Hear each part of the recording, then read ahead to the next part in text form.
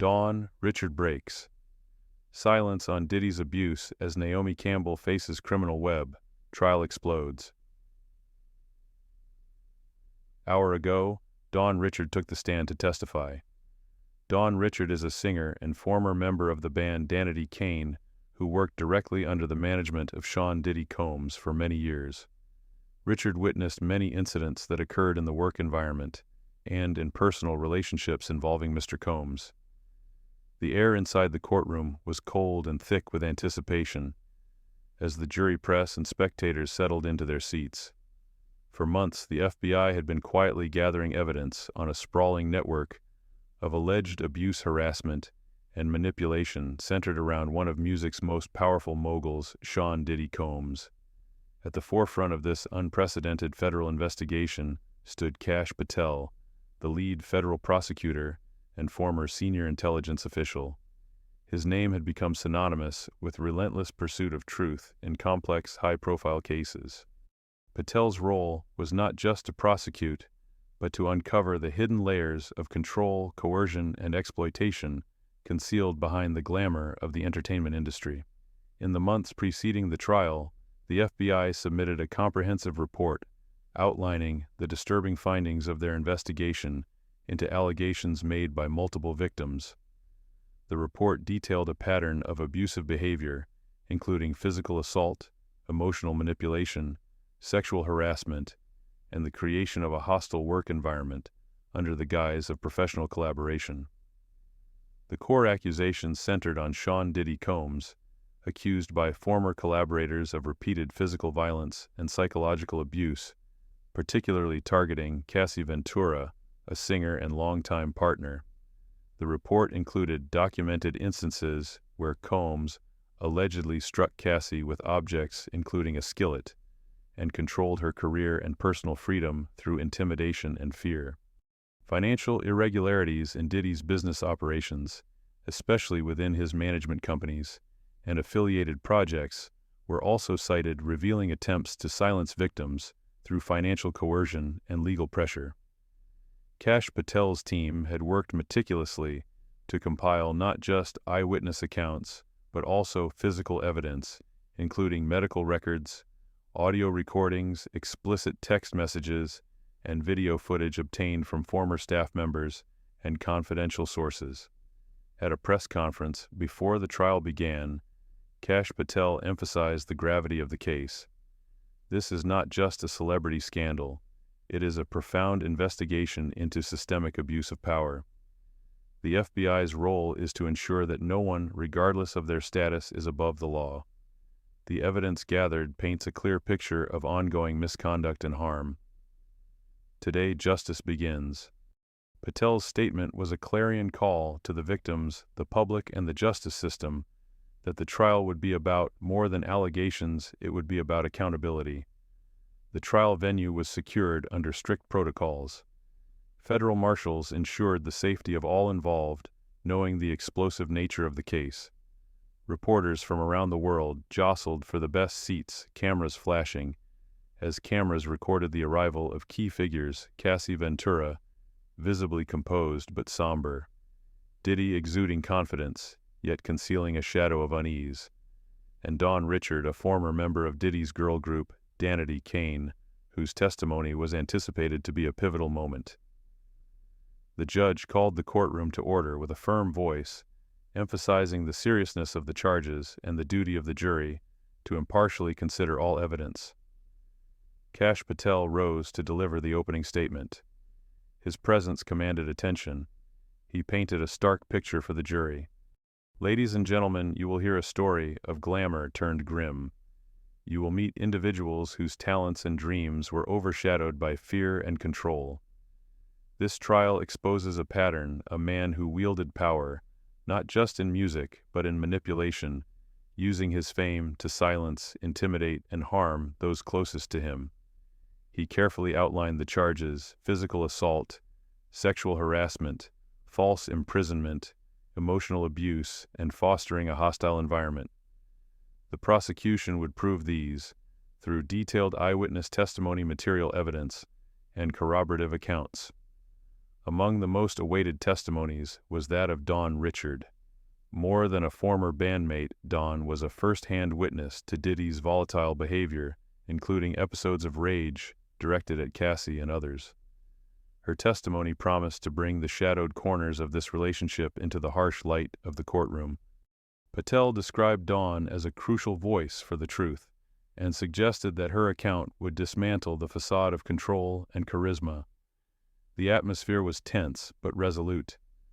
The courtroom was not a place for spectacle, but a chamber for truth.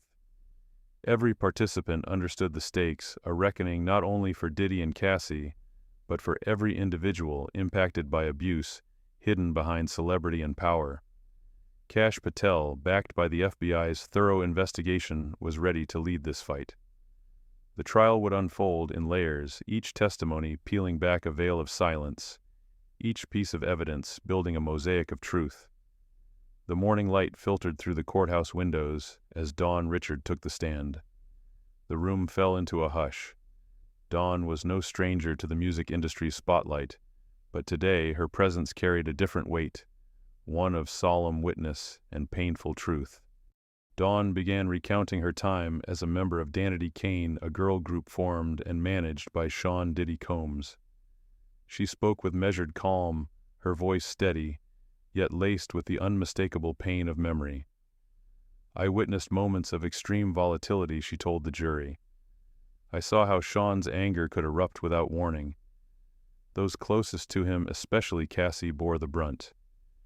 Her words painted vivid images of a man whose charm and power masked darker impulses.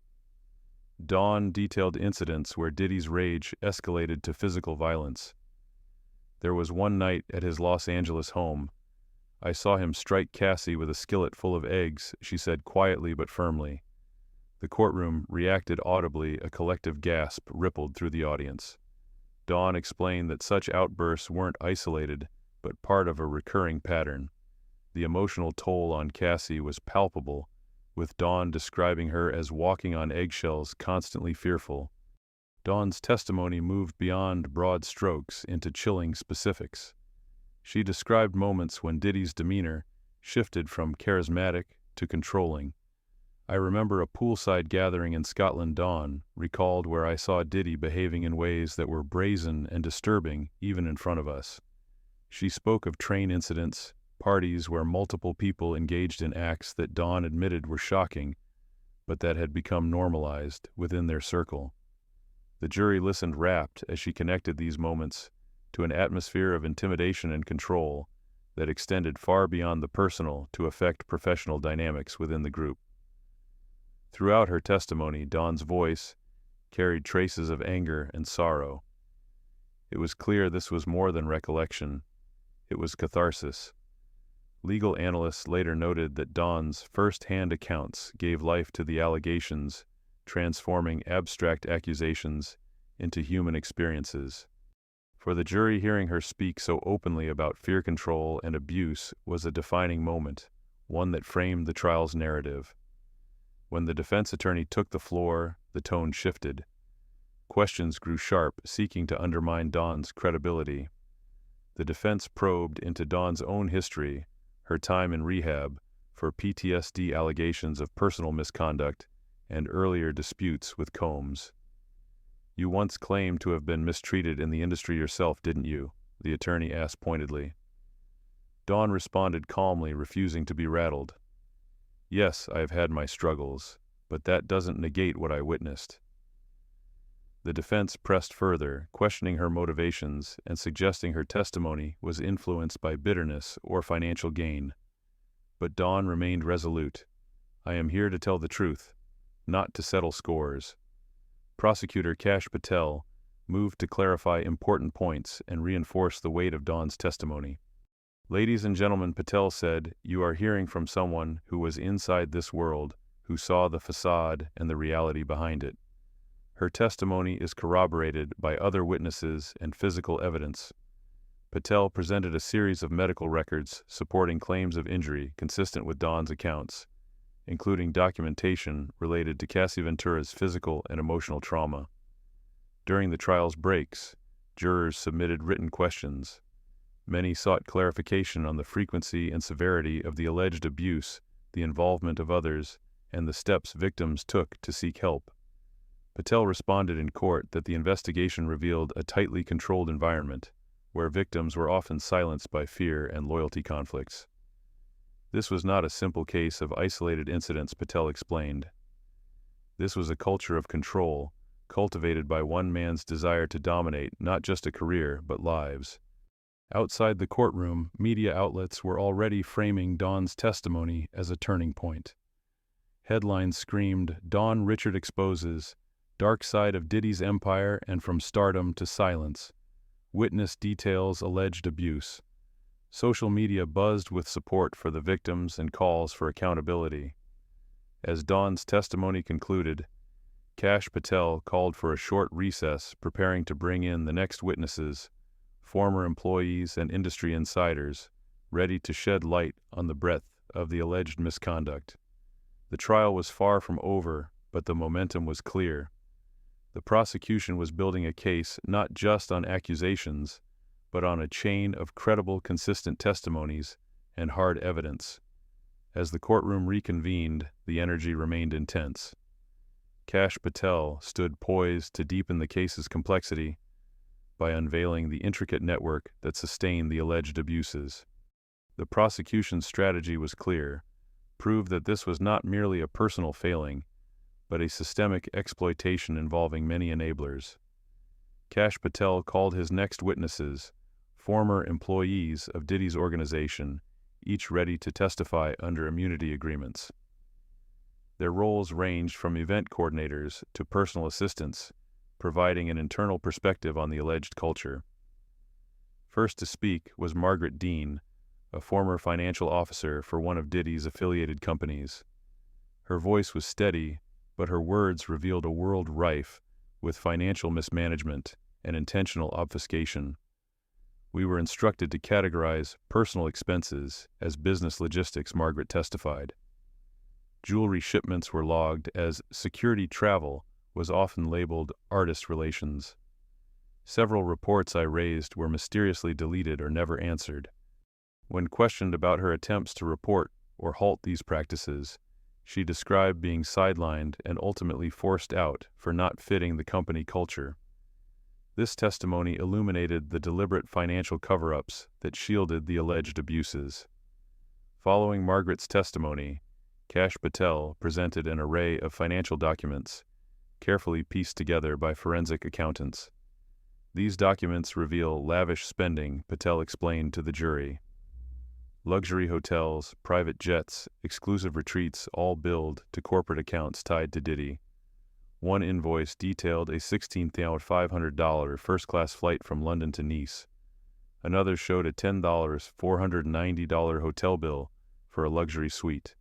Spa services, art shipments, and extravagant event costs dotted the ledger. These aren't charitable expenses, Patel emphasized. They are personal indulgences hidden behind corporate lines. The jury scribbled notes, visibly struck by the scale and secrecy of the financial manipulations.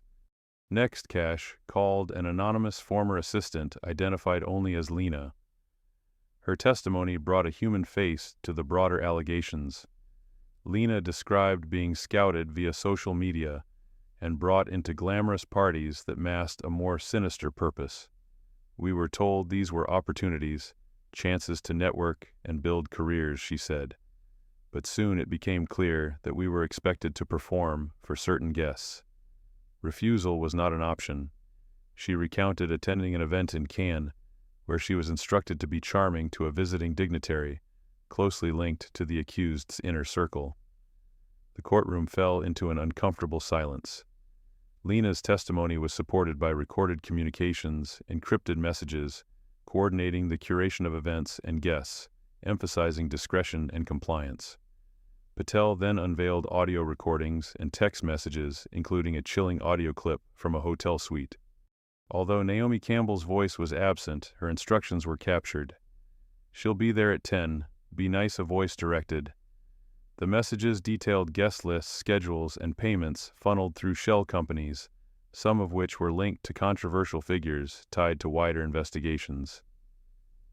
The prosecution introduced emails revealing Naomi Campbell's attempts to leverage celebrity connections for political access, including a rejected invitation involving George Clooney. This wasn't just about parties, Patel asserted. It was about building a web of influence and control. In a surprising courtroom appearance, Elon Musk took the stand as an expert witness on digital forensics. Using advanced AI tools from Tesla and Musk's team, analyzed patterns of travel event attendance and social media interactions.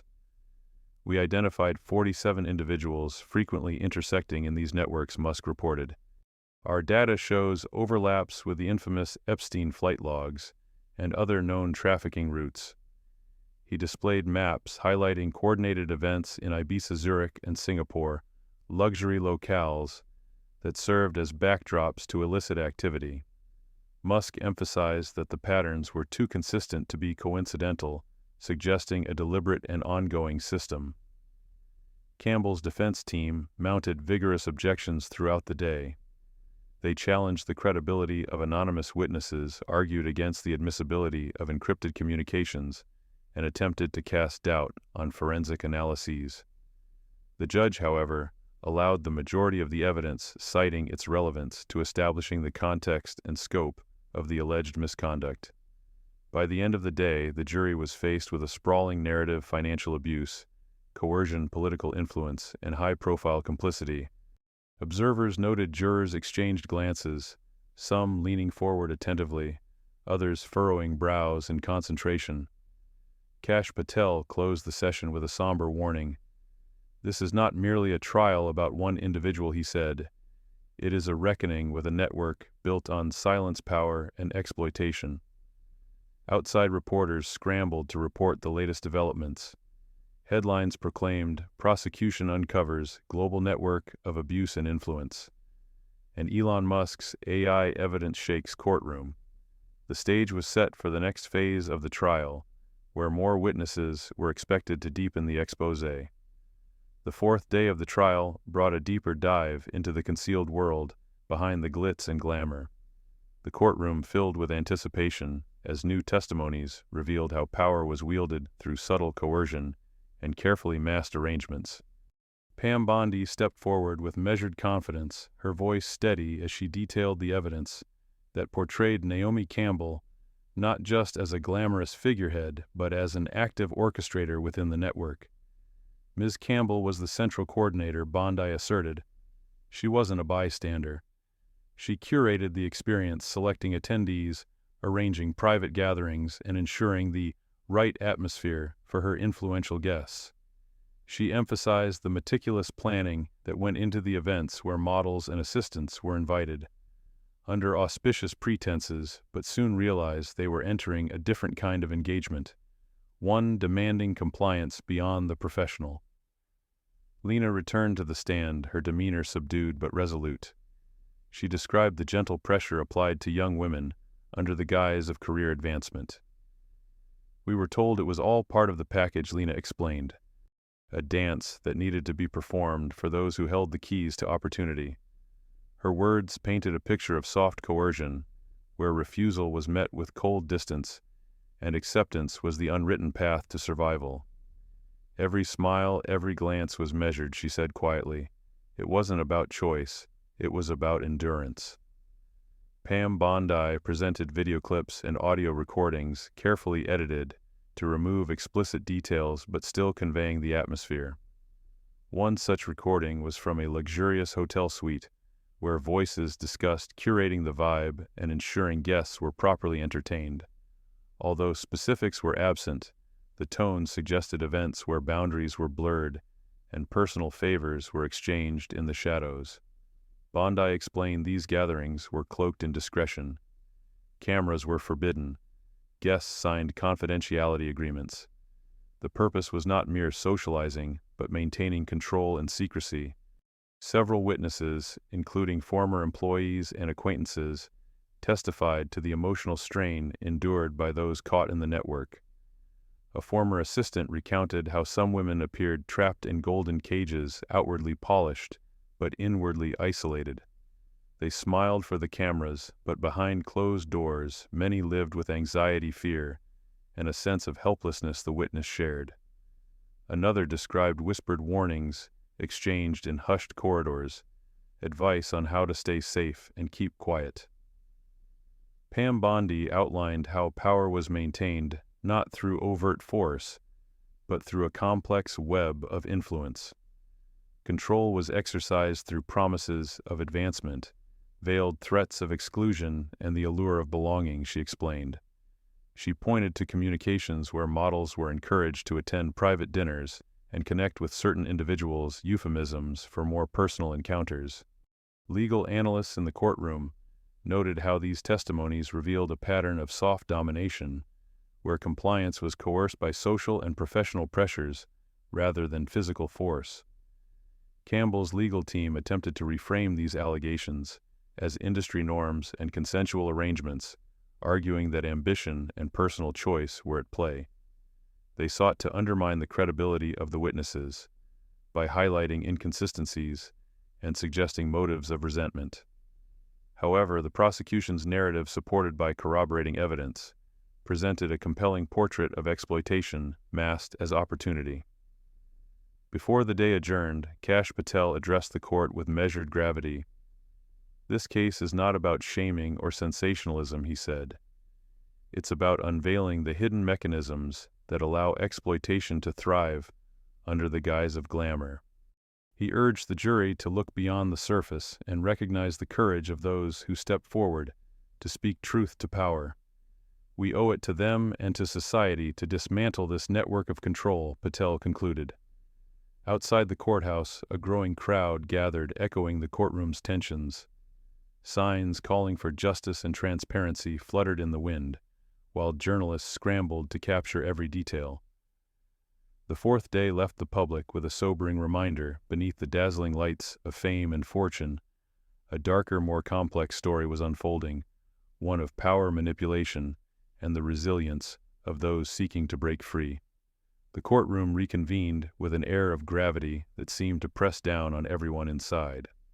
Pam Bondi resumed her role as the prosecution's voice, ready to expose the intricate financial underpinnings that had sustained the network and its shadowy influence.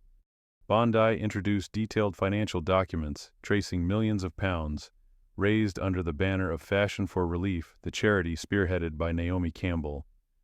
Between 2016 and 2022, the charity collected nearly 4.8 million, Bondi stated, but only 8.5% of those funds were directed towards legitimate charitable efforts. The bulk of the money, she revealed, had been diverted to personal luxuries and untraceable expenditures, high-end accommodations, private wellness retreats, and shipments labeled under vague terms such as logistics and artist services. A former financial officer under immunity testified about creative accounting practices. She described how expenses were reinterpreted and receipts edited to disguise the true nature of the spending. Luxury hotel stays were coded as event logistics. Private spa treatments were security expenses. These expenses bore little connection to charitable activities, she explained, her voice betraying a mix of regret and frustration. Pam Bondi emphasized how the charity's facade was essential for maintaining the illusion of legitimacy.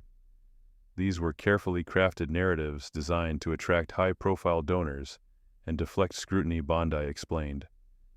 Behind the philanthropy lay a machine built to funnel money into the elite's lifestyle and to maintain their grip on influence. She introduced email exchanges instructing staff to keep VIPs, content, and ensure discretion at all costs, highlighting the deliberate efforts to shield the network's true operations. The prosecution shifted focus, unveiling communications that linked Naomi Campbell and her associates with powerful political figures.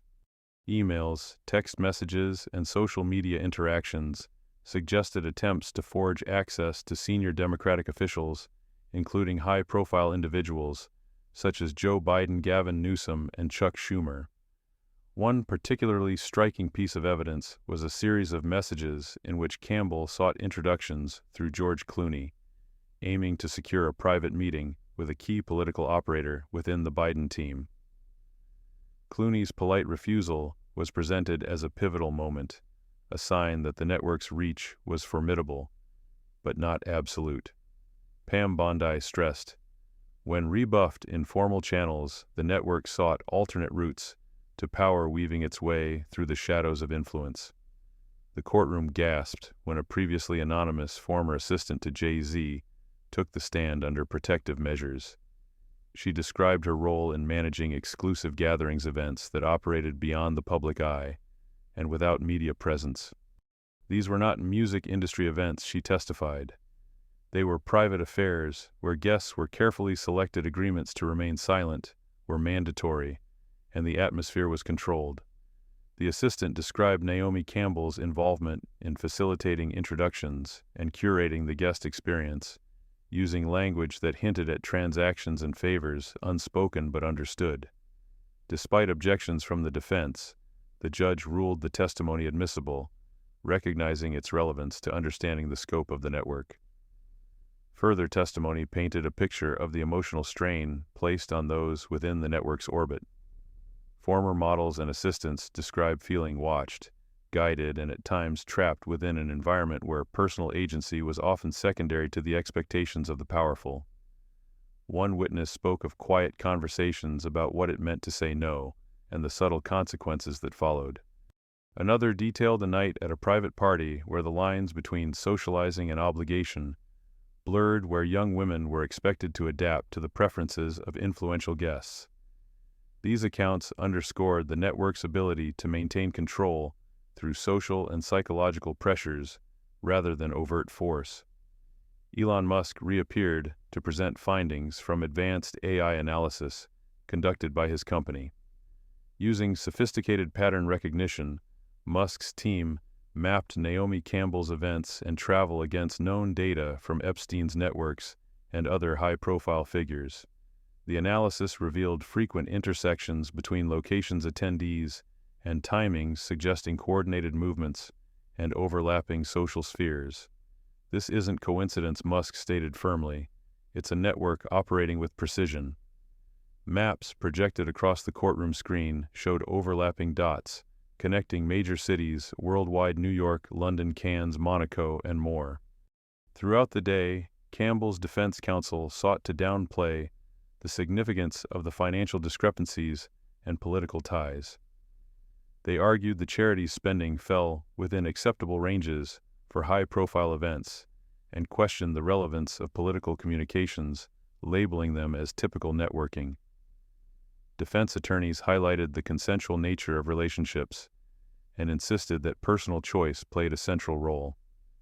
However, their arguments often met resistance from the judge and prosecution, who emphasized the weight of cumulative evidence. As the session neared its end, Kash Patel rose to address the courtroom with conviction. "We are peeling back layers of deception," Patel declared. "The glamour is a mask for a web of influence, control, and exploitation." He called attention to the courage of the witnesses and the importance of holding those in power accountable. "The truth is not always comfortable," Patel said, "but it is necessary. This trial is about justice for the vulnerable, for the silenced, and for society at large." Outside the courthouse, reporters buzzed with analysis and social media erupted with reactions. For many, the revelations confirmed long-held suspicions about the intersection of fame, power, and hidden agendas. For others, the unfolding story was a stark reminder of the cost of unchecked influence. As the courtroom emptied for the day, the public waited with bated breath for what would come next, knowing that the truth was emerging piece by painstaking piece. The final day of the trial arrived amid intense anticipation. The courtroom was packed, every seat taken with journalists, legal experts, and onlookers eager to hear the closing chapter of this complex case. Pam Bondi returned to the stand with renewed determination. She began by introducing Christina, known as KK, a former assistant, who had operated behind the scenes, managing logistics and guest arrangements for Naomi Campbell's events. Under protective measures, KK's voice was filtered and her face obscured. She recounted how she was instructed to manage guest lists carefully to ensure certain individuals received preferential treatment and to maintain discretion at all costs. "I was told to control the flow," KK explained softly, "to keep things running smoothly, even if it meant bending rules or turning a blind eye." She described moments when young women were quietly persuaded to comply with requests that went beyond the public eye, moments that left them feeling caught between opportunity and obligation. These weren't harsh demands, she said, but they carried a weight, a pressure that was hard to refuse. KK's testimony added critical context to the subtle but powerful methods used to maintain the network's influence, weaving together the emotional and social threads the prosecution had painstakingly outlined. Pam Bondi then summarized the evidence, weaving witness accounts, financial trails, and AI analytics into a compelling narrative of control disguised as charity influence, traded under the guise of glamour and power, exercised in silence. "The mask has fallen," Bondi declared. "This was never about fashion or philanthropy alone. It was about orchestrating access and exploiting trust." The defense delivered their closing arguments, insisting on the consensual nature of the relationships involved, emphasizing artistic collaboration and questioning the reliability of key witnesses. Yet the cumulative weight of testimonies from Dawn Richard's poignant account to KK's revealing disclosures painted a picture that was hard to dismiss. As the judge prepared to send the case to the jury, Kash Patel offered a final word. "This trial is a call to see beyond the surface, to recognize that behind the glitter lies a system that must be held accountable." Outside, the crowd awaited the jury's decision, knowing that whatever the outcome, the story had already shifted the conversation around power, privilege, and justice. Naomi Campbell left the courtroom quietly, her composed exterior now tinged with the unmistakable weariness of a reckoning long overdue.